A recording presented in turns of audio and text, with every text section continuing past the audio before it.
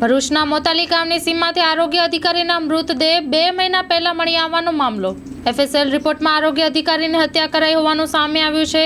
મે માસમાં આરોગ્ય અધિકારી રાજેશ સિંધાનો અંકલેશ્વરના મોતાલી ગામની સીમમાંથી મૃતદેહ મળી આવ્યો હતો।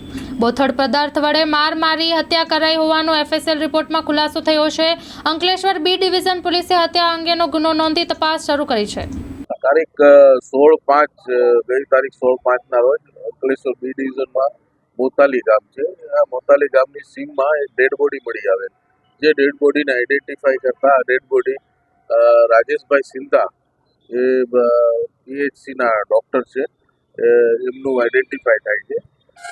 એડી દાખલ કરવામાં આવેલ ને તપાસ ચાલુ હોય તે દરમિયાન 12:07 અમને એફએસએલ રિપોર્ટ મળેલ છે। એ એફએસએલ રિપોર્ટની અંદર કોઈ પણ જાતની માથાના ભાગે અને છાતીના ભાગે બ્લન્ટ કોઈ ઇન્જરી બ્લન્ટ વસ્તુથી ઇન્જરી થતાં મરણ થયેલનું જાહેર થાય છે।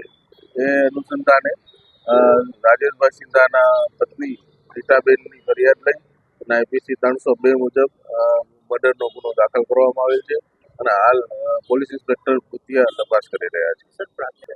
ના, હજી તપાસમાં જે એડીની તપાસ છે એ હજી ચાલુ જ છે। એમાં કોઈ બીજું કાંઈ જાણવા મળેલ નથી। આમાં આશરે 30 થી 40 માણસોની પૂછતાછ પણ કરવામાં આવે છે, પણ હજી આ તપાસ આગળ છે।